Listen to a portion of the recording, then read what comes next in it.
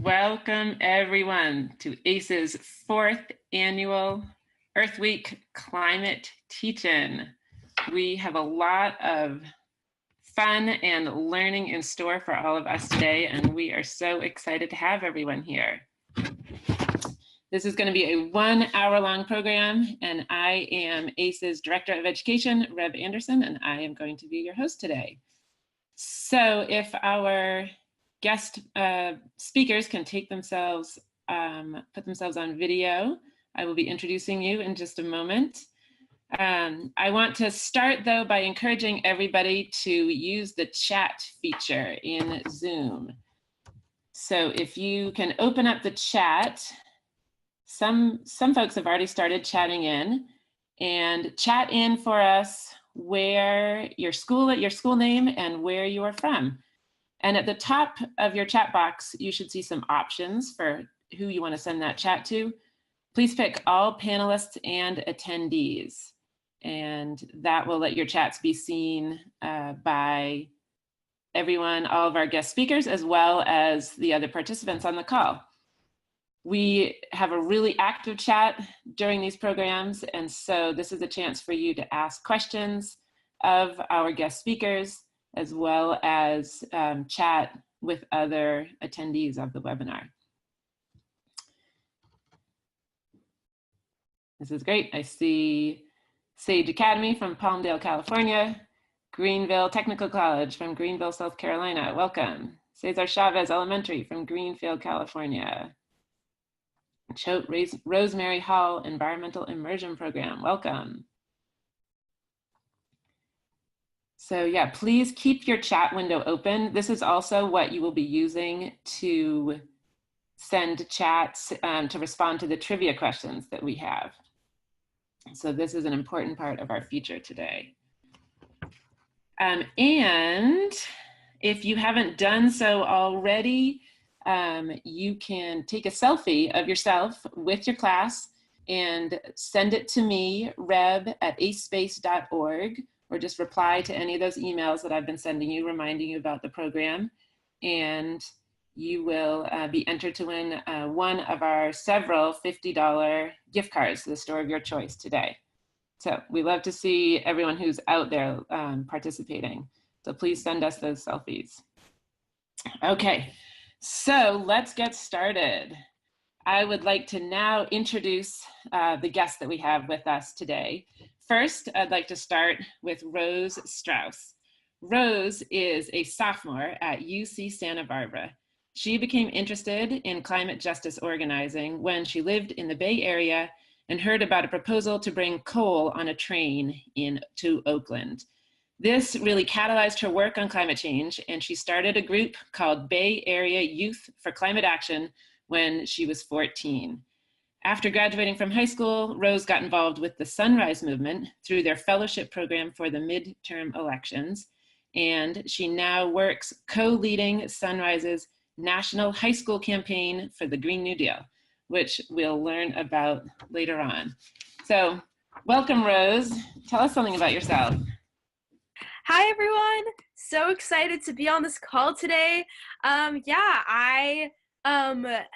from the Bay Area in California, and I grew up by the ocean and started to see the impacts of climate change on the ocean when I was really young, and realized this is a crazy big issue that we need to figure out how to solve. So I have really enjoyed being an activist to stop climate change for the past few years, and trying to stop climate change and making some really big waves. So really excited to be here with y'all today. Thanks.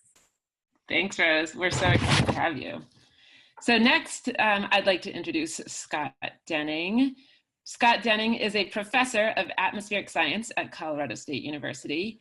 He leads a group of students and scientists studying how plants and carbon interact with the Earth's climate system, and he is super passionate about teaching. He does a lot of outreach about climate change, and he takes special delight in engaging hostile audiences. Welcome, Scott. Thank you. I hope the audience isn't too hostile today, but you never know. So I'm really excited to be here too. Thank you so much for letting me be part of this. I've been working on climate change since I was an undergrad, a long time ago. And I study how plants suck CO2 out of the atmosphere and turn it into plants, and then how it comes back out and how that interacts with climate change. I love doing stuff like this because I think students and teachers are the sort of front line of this problem, and it's absolutely wonderful to work with you. Thank you so much for having me. We are thrilled to have you. And finally, I am excited to introduce Alexandria Villaseñor. Alexandria is a 13-year-old climate activist living in New York City. Frustrated by lack of progress at COP24 and inspired by 16-year-old Swedish climate activist Greta Thunberg, Alexandria began her own solo weekly school strike for climate in front of the United Nations headquarters in December of 2018. She has been on strike every Friday since for 18 straight weeks. Soon after Alexandria's strike began, she became an organizer for the first ever global youth climate strike that just happened on March 15th of this year. And this historic strike mobilized 1.6 million young people from 123 countries around the world to demand climate action from world leaders. For her work, Alexandria was awarded the 2019 Tribeca Film Festival's Disruptor Award, and she made Politico's list of top 100 people influential in climate policy. So welcome, Alexandria. We're excited to have you. Yeah, thanks so much for having me today. As you heard, I'm 13 and in 7th grade, and I'm actually really new to activism. Before my climate strike, I had never participated in any other kind of activism. I lived in a small community that was rural, and there wasn't much activism that happened there. Actually, most of my friends back in California are really surprised by what I'm doing, and because they never thought I would do anything like this either. So it just goes to show that anyone can become an activist for a cause they're really passionate about and believe in. Thank you. We're so excited to have you all. So let's take a brief look now at our agenda today.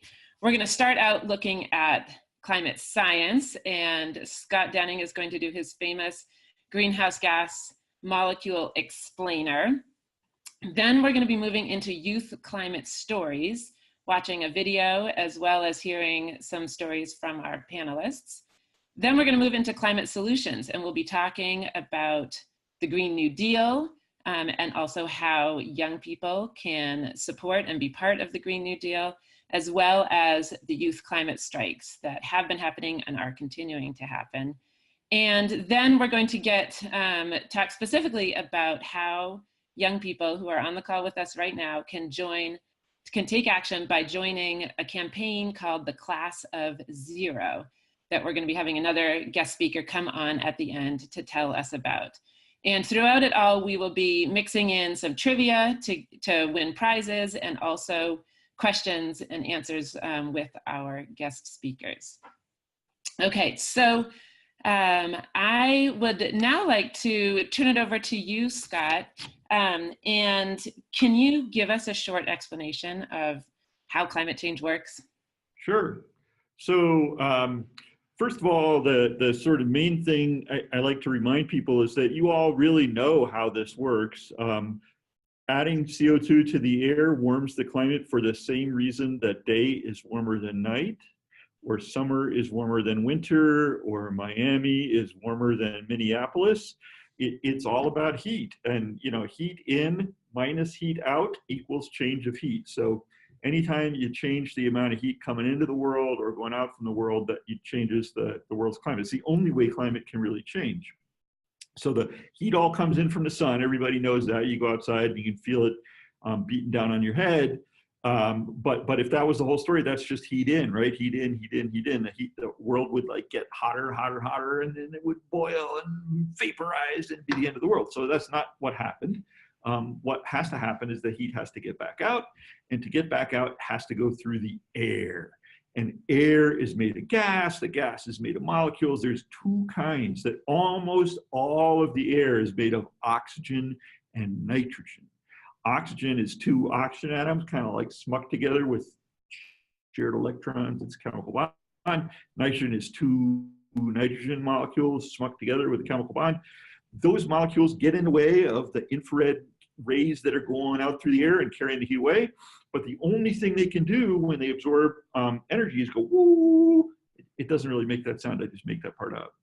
But the wiggly molecule like that, the boingy boingy thing, has converted a little bit of the energy that was cooling the Earth into the vibrational energy of the molecules. Now, there's a tiny number of molecules that have 3 atoms instead of 2 atoms.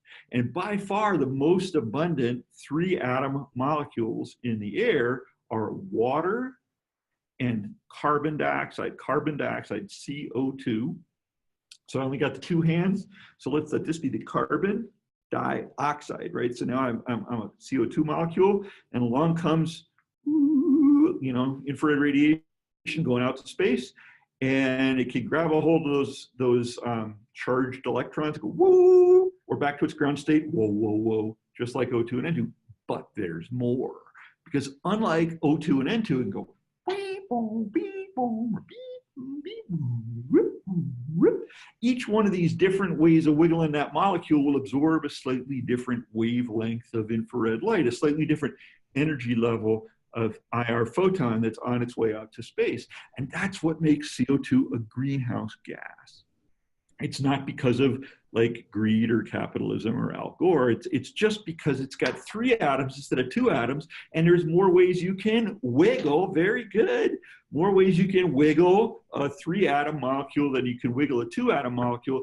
Think of it like dancing, right? There's more ways that 3-atom molecule can do its dancey thing up in the sky, and that actually absorbs the outgoing heat. So remember, heat in minus heat out equals change of heat. So the heat in from the sun is pretty much constant. And as we add more and more and more of these dancey molecules doing this thing up in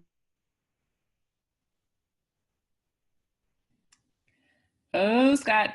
this heat over time. And that's why adding CO2 to the warms our climate. Awesome. And there is a video, I believe, of you on YouTube doing your greenhouse. Oh yeah, if you Google like Scott Denning dances with molecules, you'll find me doing my little dance. That is so great. Thank you. You bet. So we're going to have a chance to ask Scott some more questions later on. I do want to tell all of our teachers out there that we are doing a teacher scholarship this semester. And to be entered to win a $500 teacher scholarship, all you have to do is watch Our Climate, Our Future with your students and check the box that says, yes, you will allow them to text us to join our network. And that's it. If you would do that before June 15th, you will be entered for the scholarship. We actually also have an additional $500 teacher scholarship just for teachers in Georgia and North Carolina. So if that's you, definitely take advantage of that. Okay, so I think we are now going to do our first trivia question of the program. So get your chat box open and get ready. Here is how this works. Scott is going to read out the question and the answers. And when he's done, not before he's done reading, type the letter of your answer into the chat. You can send your chat just to all panelists instead of all panelists and attendees if you don't want others to see your answer. And we will randomly pick one of the first 15 correct responses as the winner to get a $50 gift card. So, Scott, are you ready? Yep. I'm waiting for the question. You should see it on my slide. Okay, there we go. Trivia number 1. To keep climate change less than 1.5 degrees C above pre-industrial temperatures, we need to stop all burning of fossil fuels by A, the year 2030, or stop all burning by B, 2040, or C, 2050, or is it stop all burning fossil fuels by D, 2060? When do we have to stop burning all fossil fuel in order to hold global warming to less than 1.5 C above pre-industrial?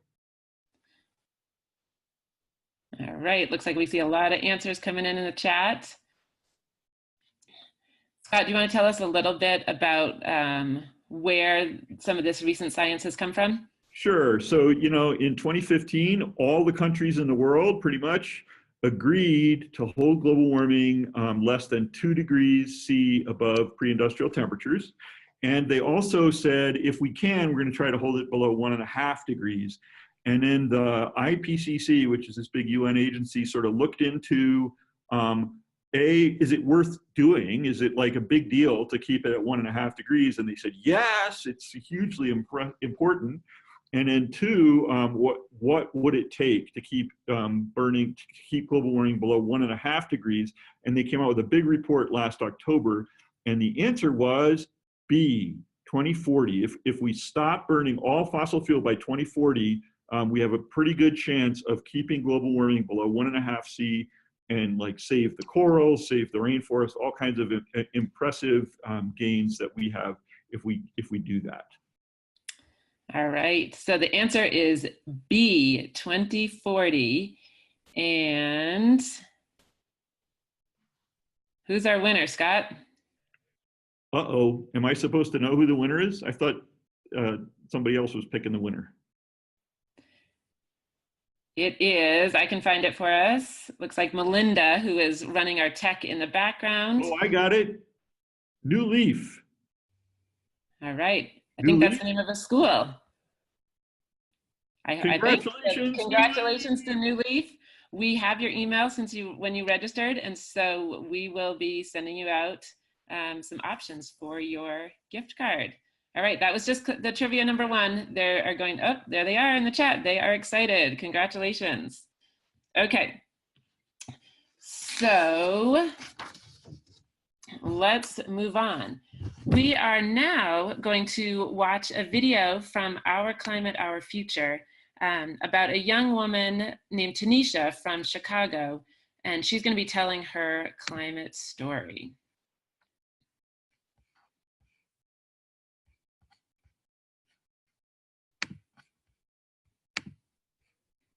Here we go.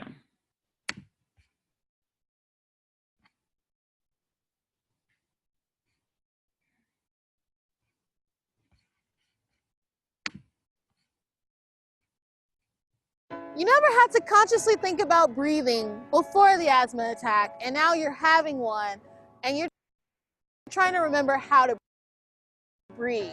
Your chest is constricting, you can't get enough air. It's terrifying because you don't want to be that person that died from an asthma attack.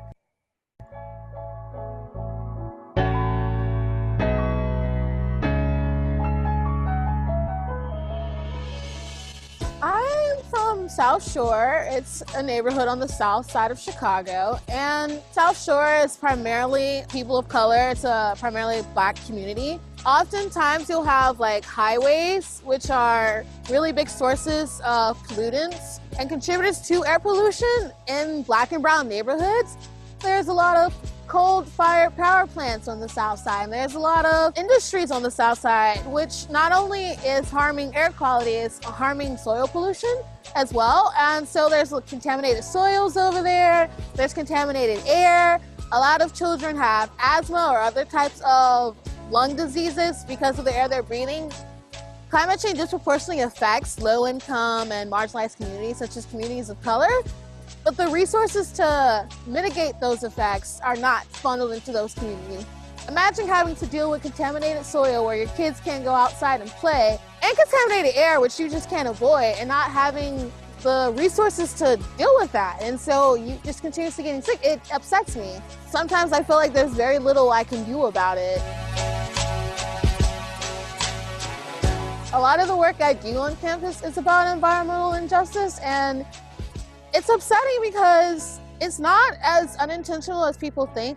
And when you're talking about solutions to environmental problems, why is it that often these voices are left out of the conversation? Why aren't there more Black and brown faces and people from the low-income communities or people living next to a coal-fired plant in the conversations about solutions to climate change? Like, where are they? I would tell Illinois lawmakers to make sure that they're listening and including the communities that they're going to while switching to clean energy.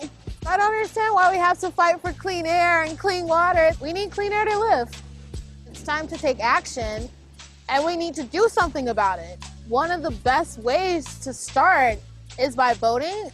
We are the next generation. We're going to be the future politicians and scientists and activists. And so it's important for young people to go out and vote so they have their voices heard and they make a statement like, this is what I believe in, this is what I'm fighting for, and I'm not going to support someone who is against that.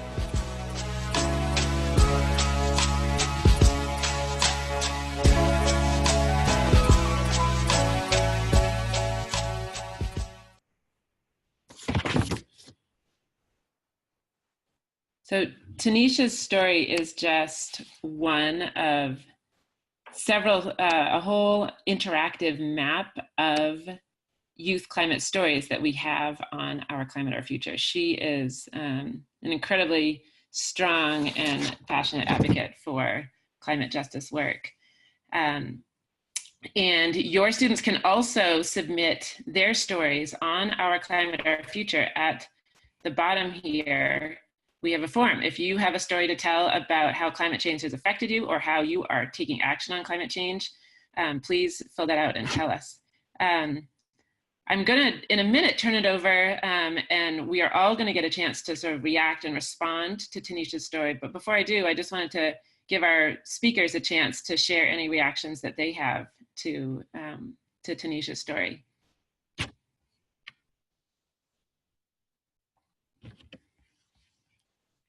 It's a powerful story, and it's amazing how much it brings it home when you feel the pollution in your lungs, as opposed to just knowing about it through the web or through learning about it in the media. I mean, Tanisha's talking about actually being directly harmed in her body by this problem. And fossil fuels are at the root cause both of the air pollution that she's experiencing.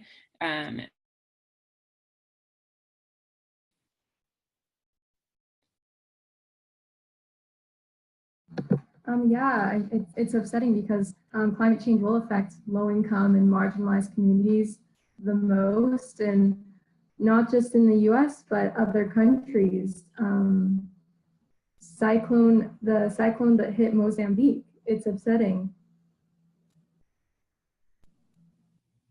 Yeah, I could really feel her fear when she was talking about having an asthma attack and not knowing how to breathe, and that being caused by these people in like a very deliberate way is terrifying. I agree. So what we're going to do now is give everyone a chance to,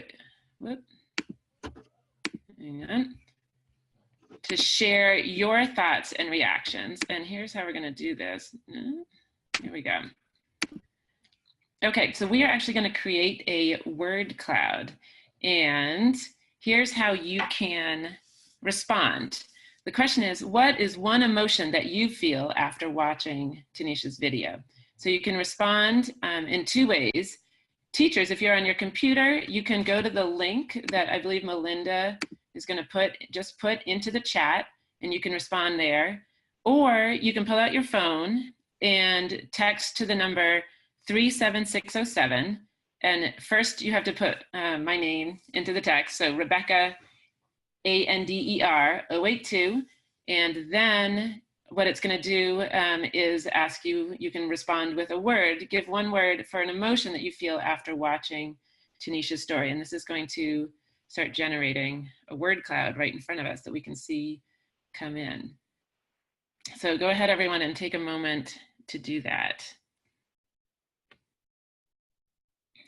I think Melinda is going to be moderating the responses as they come in.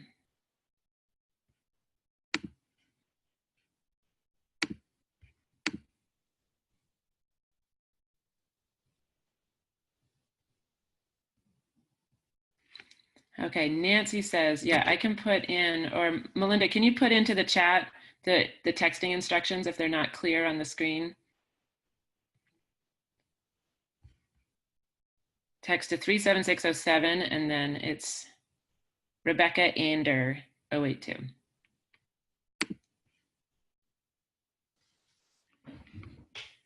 And Scott, Rose, and Alexandria, if you want to do that as well, feel free to join in.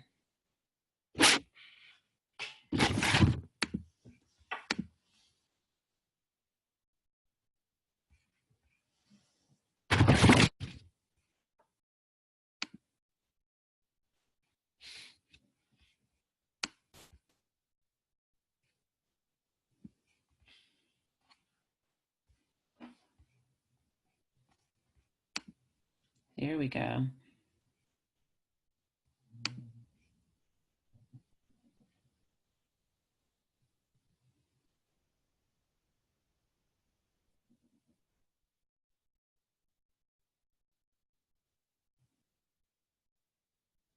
Worried, concerned, empathy, and also inspired, unfair, anger, privileged.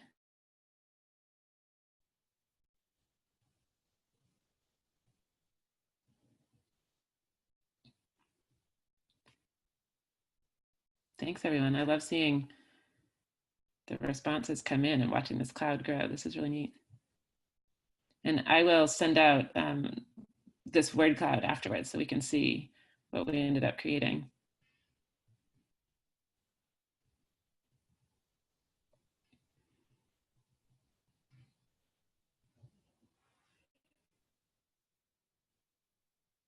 Sadness, frustrated, guilty.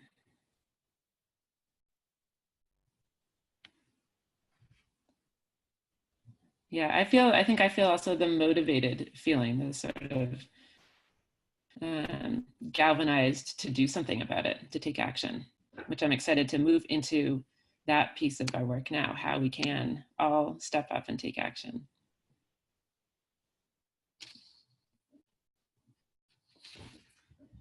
Okay, so while we're watching these words come in, I'm going to turn to our speakers. And Alexandria, I'd like to start with you.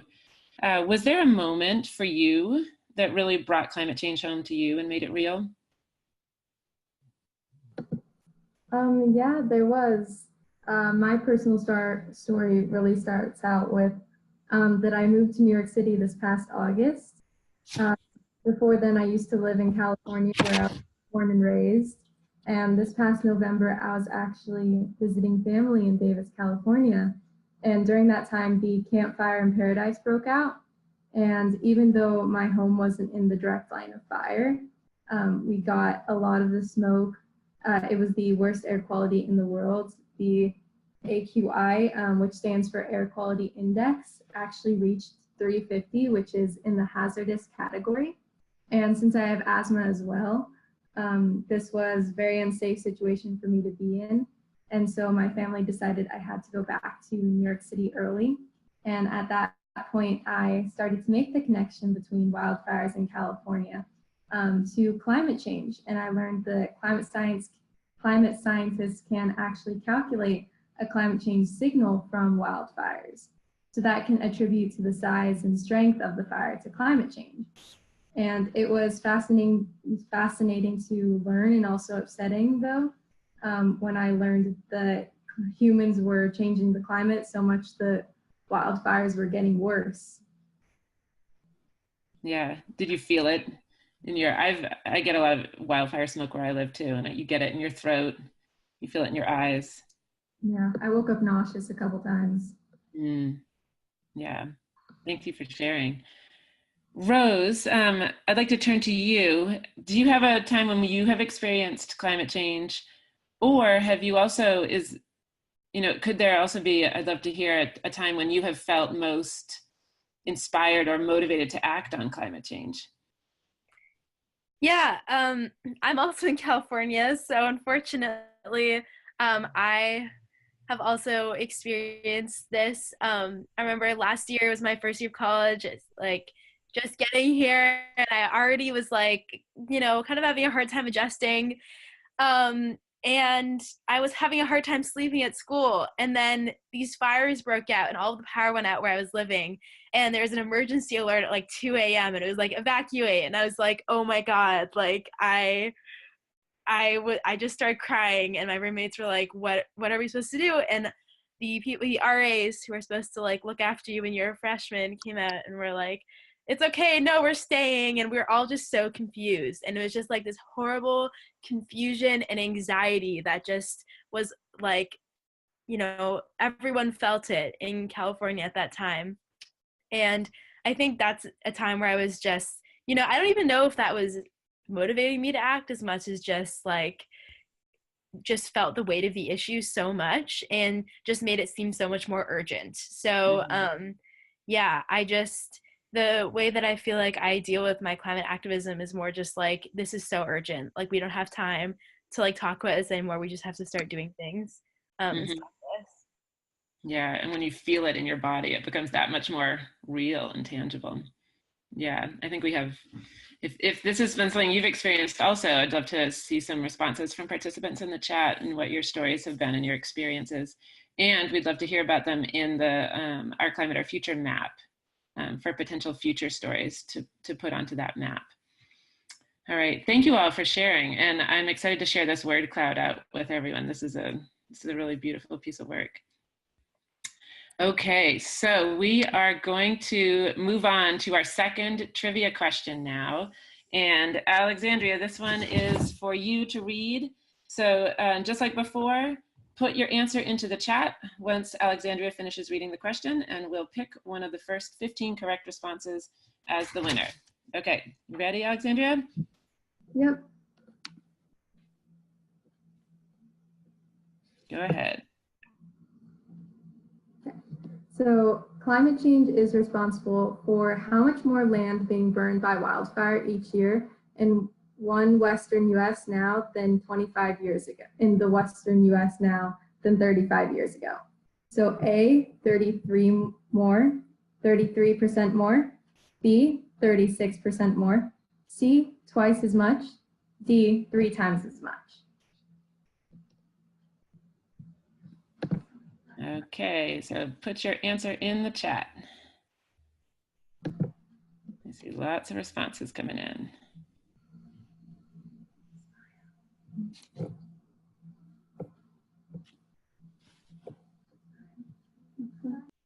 All right.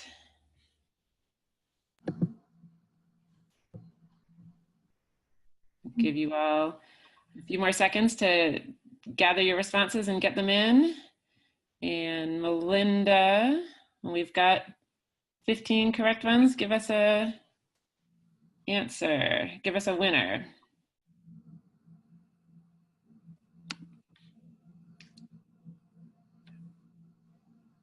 Okay, so Alexandria, do you want to tell us what the answer is? Yeah, so the answer is C, twice as much. And the trivia winner is Dr. Reardon. All right. Congratulations, Dr. Reardon. And class, you are the winner. We'll be getting in touch with you for your gift card. And yeah, the answer is C, that climate change, I'll go back, is responsible for twice as much land being burned by wildfire in the Western US each year than 35 years ago. And there's several reasons for that. Warmer temperatures allow fires to burn hotter. Warmer winters mean that snowpack is melting sooner, and that extends the wildfire season. And warmer air also can cause more evaporation, which dries out soils and forests, and that can also cause the blazes to burn hotter. Yeah, and this is something all of us in the West are experiencing and dealing with. Okay, so now we have a chance to take some questions from our guests, from participants. So if you have been chatting in some questions, I'm going to stop sharing here and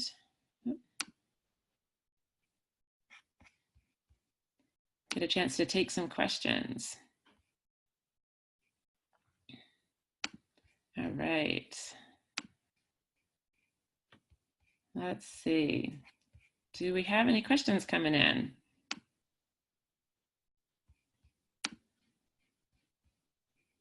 Okay, we've got one here.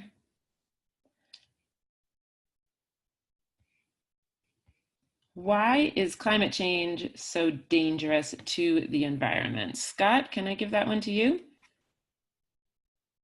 Sure. Well, you know, the world, it doesn't sound like that much when we say the world has warmed up by 1 degree Celsius, or it might warm up by 3 or 4 degrees Celsius. That doesn't sound like a lot. Actually, here in the middle of North America, the sort of scary scenario is like 10 degrees Fahrenheit, maybe even more. That's like moving. Where I live, it's like the difference of 3,000 feet up the mountain, down the mountain, or for where most people live, it's like moving, I don't know, 800 miles south. So you can sort of imagine what would happen if you swapped out the climate from 800 miles south of you to where you are now, what that would do to the trees, what that would do to the grass, to the animals, to the crops, to the people. So hotter weather produces more evaporation. You need more water for your grass, for your forest, for your crops. It stresses out the animals that are living on that grass or that in that forest. It changes their migratory patterns. It changes the temperature of the ocean, which then like stresses out the corals and the fish. The CO2 dissolves into the ocean, so it changes the chemistry of the seas themselves. So there's just like this cascading series of changes that happens across the whole world when you warm it up that much. We're talking about warming up the world as much in the next couple of generations as it warmed up at the end of the last ice age. Only at the end of the ice age, it took like 100 centuries to warm up this much. And we're talking about warming it up that much in 1 century. So it's like not only how much it warms, but also how fast it warms. Mm-hmm. Thanks, Scott. And we'll have some time to take more questions from you all later. So please keep putting questions in the chat. I would now like to turn to you, Rose, and ask you a couple questions about your work. So I know you gained some fame or notoriety last year when one of the candidates for Pennsylvania governor called you young and naive in response to you asking him a tough question about climate change. So tell us about that and how that affected your work. Yeah, it was definitely a cool experience because that video went super viral. That wasn't like just me doing that. That was, you know, the whole movement. And I was a Sunrise Fellow working midterm elections. And we had heard about this town hall and went, and that whole situation went down. But it definitely was really inspiring to see like so many people think like coming together and this kind of being pushed to the forefront of like what young people were talking about at the time was really, really cool. So yeah, I guess it influenced my work by just giving me a lot of hope that we can bring people together around the issue of climate change. Turn something negative into actually something really motivating and positive. Yeah, for sure. Yeah. So tell us some more about what the Green New Deal is, and then also tell us how young people and high school students can support and take action. Yeah, so the Green New Deal is a 10-year plan to mobilize every aspect of American society to 100% renewable energy by 2030. It would guarantee living wage jobs for anyone who needs one and would be a just transition for workers and frontline communities. So if anyone's learned about the New Deal in the past, that wasn't just one bill. It's like a series of policies that would be addressing climate change. And this is really, really important and unique because we've never really seen a solution be proposed for climate change that actually is as big as we need to stop this issue. So it would really be working, you know, when we think about the impacts of climate change, like we said before, you can see it in so many different ways, whether it's like, you know, the way that our food is transported or transportation or the way we get electricity for our houses. the Green New Deal would really work to address all of those different areas. And the ultimate goal would be really to push like American society and change kind of the way that we think about the role of government, to make it so, yeah, it is the government's job to step in because this is a national emergency. And for the past 6 months, basically, I've been working on developing a high school campaign for the Green New Deal for Sunrise. I co-lead that campaign, and we've been going to local city councils and proposing resolutions that are endorsing the federal Green New Deal. So basically, that really is so important to how we can actually get the Green New Deal passed, because it brings it to the communities, and it has the communities really see this and understand why it's so important that we have this passed on the federal level. So if you're interested in getting involved with that campaign, there are so many ways you can get involved. The first thing is that this summer, we're actually doing an internship for high schoolers who are interested in Sunrise and the Green New Deal. And then in the fall, we're setting off another round of the high school Green New Deal campaign, which will be the local city council resolutions. So I'm actually going to drop a link in the chat. And if you're interested in getting involved with any of those things, you can fill out that form, and I'm super excited to hear from you. Awesome. And can young people actually reach out to you directly also if they want to get involved? Yeah, for sure. Look me up on Facebook. You message me. Yeah, definitely reach out to me. There's so many ways to get involved, and it's really, really exciting work. And there's also some really awesome ways to plug into Sunrise, the organization I work with generally. Next year, we're doing some really big actions leading up to the presidential elections too. That's super exciting. Thank you. So Alexandria, let's turn to you now. And you've also had a very exciting last year.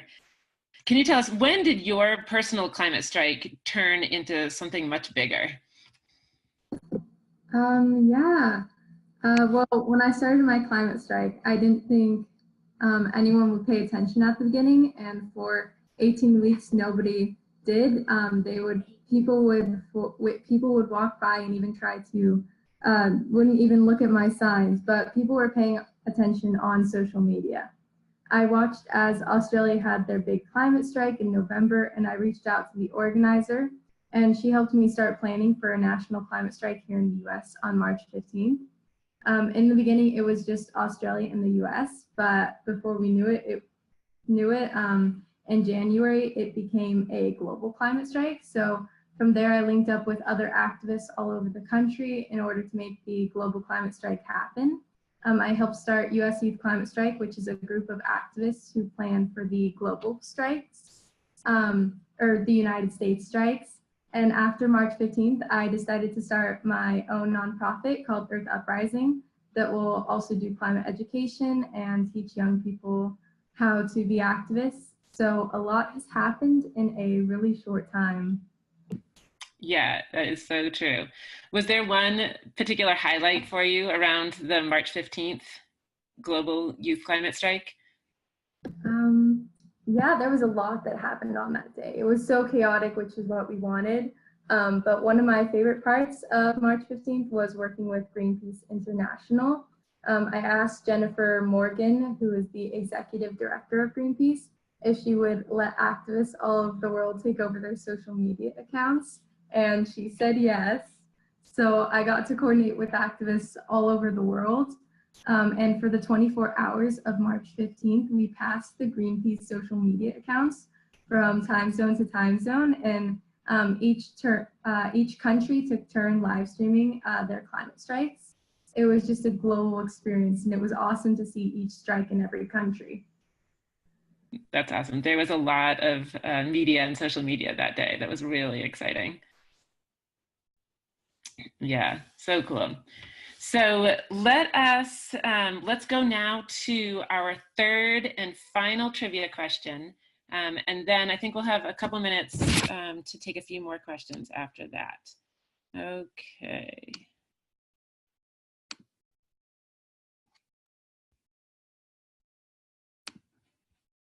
All right, so, whoop. let's, hang on. Here we go. Okay, so Rose, you were going to read this one for us. All right. And just as before, when Rose finishes reading the question, go ahead and put your answer into the chat. Rose, you ready? Yeah. So what % of young people say they support or are part of the environmental movement? Right, and you want to read the answer options? 76%, 59%, 45%, or 28%. All right, so see the chat starting to come in. Cool. All right, so get your answer in there.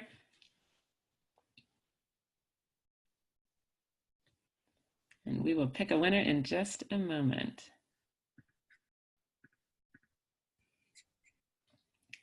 Someone wants to sing the Jeopardy song. Now's a good time. Come on, Scott. You know how to sing it. You got to unmute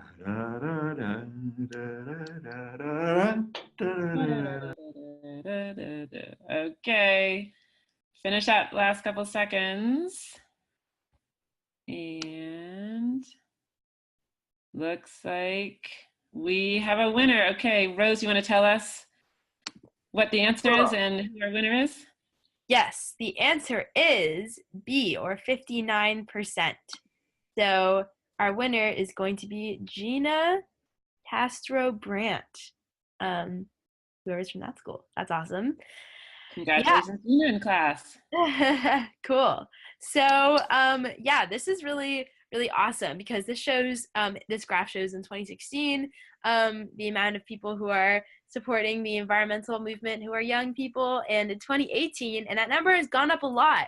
And that's been really cool to see in Sunrise. I remember after we did a big action at Nancy Pelosi's office for the Green New Deal, we added like thousands of people to our email list. And it's really been like a huge explosion of people. And it's probably because, it's becoming so much more urgent to stop this. So tons of people are getting involved.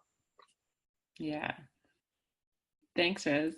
So I'm going to take one more question for you and or Alexandria that came in from the chat that says, there are many students who are focused on grades, college, making sure we can get jobs. How can we inspire those students to care about and take action on climate change? Rose, can I kick it to you first? Yeah, I would say that, you can contribute to this movement in whatever way you can. And not everyone is going to be at the forefront of this because, everyone has different things that they're doing with their lives, and that's awesome.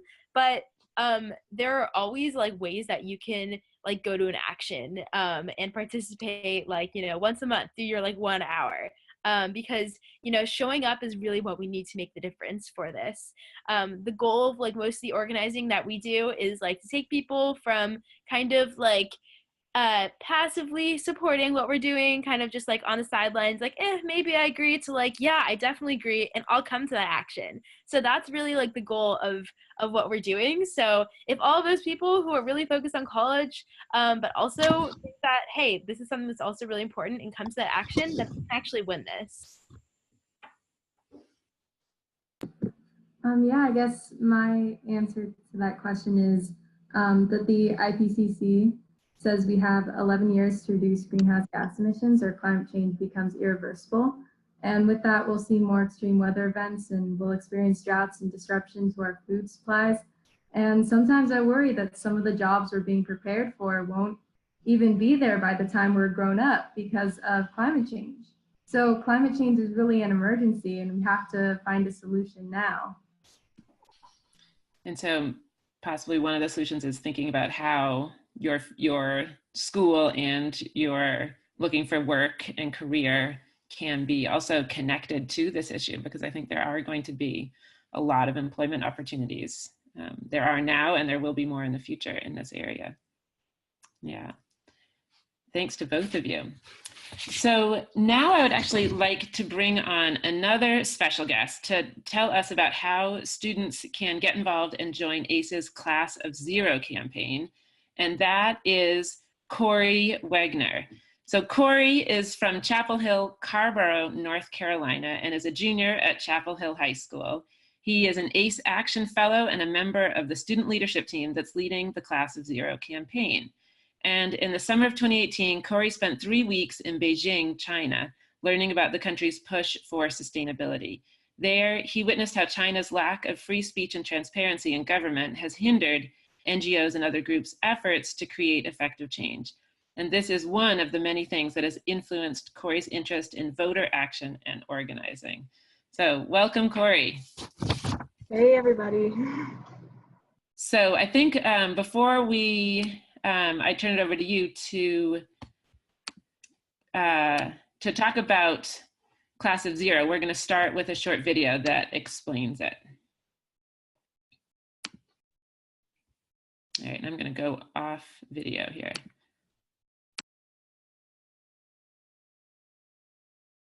In 2019, 7,500,000 students will graduate high school and college. That's 15 million feet crossing the stage, and a lot of gown selfies. But hanging over our heads is one terrifying fact. Experts say that we have until 2030 to avoid catastrophe. We need to do something drastic. So this year, we're not just the class of 2019, we're the class of zero.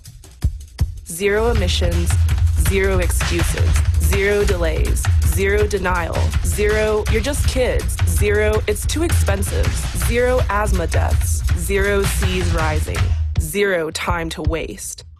And we're using our biggest stage to give a unified speech. We're telling politicians, have a plan to get to zero emissions or get zero of our votes. There may be 535 members of Congress, but there are 25 million of us, first-time voters who've had enough. Join Class of Zero and speak truth to power on graduation day.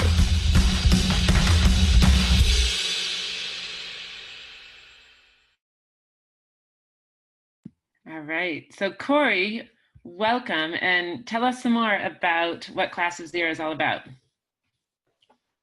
Class of Zero is just basically, we're organizing the largest graduation speak out of this era to let the generation that has the least to blame and the most to lose from the climate crisis sort of speak out and demand zero emissions and zero excuses.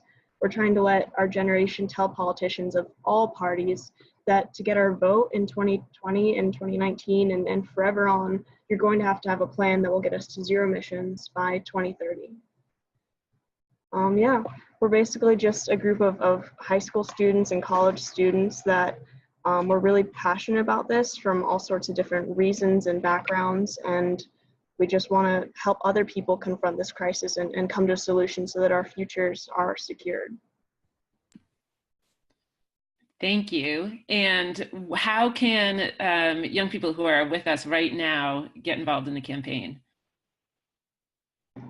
You can join the Class of Zero right now by texting 000, like the number 000 4 zeros to 64336, and we'll send you more information and ways to get involved, whether you're a speaker or you want to organize an event at your graduation, or you are going to post things on social media. Those are all things that we can help you with and that we really hope that you'll join us to do in the campaign. Awesome. Thanks, Corey. So before we wrap up, I think we can have time to take one more question for our panelists. And I'm not sure who this came in from, but it came in the chat. How can students support bills in Congress? And I will give that question to whoever wants to take it.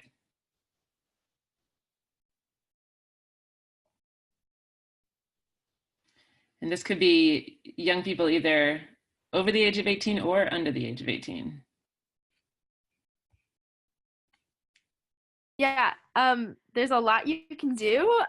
You can like meet with your Congress people and like talk to them about how you support it and like how you want to make it happen. You can ask them to co-sponsor. That's like one thing that we've done a lot in Sunrise with the Green New Deal. Yeah, does anyone else have anything to add? Yeah, I guess since students can't vote, but we can participate in peaceful protests that will make our voices heard. We can also talk to our parents and other family members that are of voting age so they can represent us in the voting process. And I think Melinda just put into the chat a video that ACE has called The Secret to Talking About Climate Change that talks about having those one-on-one conversations with parents, friends, family members, because nothing's going to happen if we don't start talking about it. And you can also reach out directly to your elected officials as well. Even if you're under the age of 18, you can still, you are still their constituents. You can email them, you can call them, you can tweet at them, you can go visit them in person. So there's still a lot of ways that you can get involved. Okay, so before we go, I would just like to invite Scott, Rose, and Alexandria to say some final last words for us before we end. Scott, can I start with you? Sure, this was really fun. It's great to meet everybody.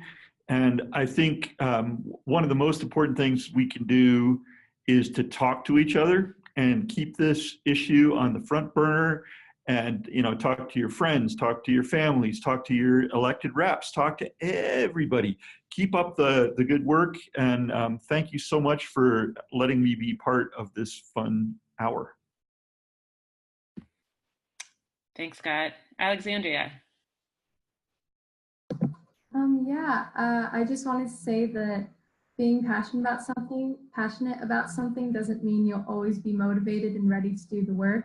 Sometimes I get tired, and activism is work. Jean Pascal, who was the vice chair for the IPCC report, came to visit my strike last week, and he gave me a pin that said, "Never, ever, ever, ever give up." And I think that's the most important piece of advice I can give today. And thanks so much for having me. Thank you. And Rose?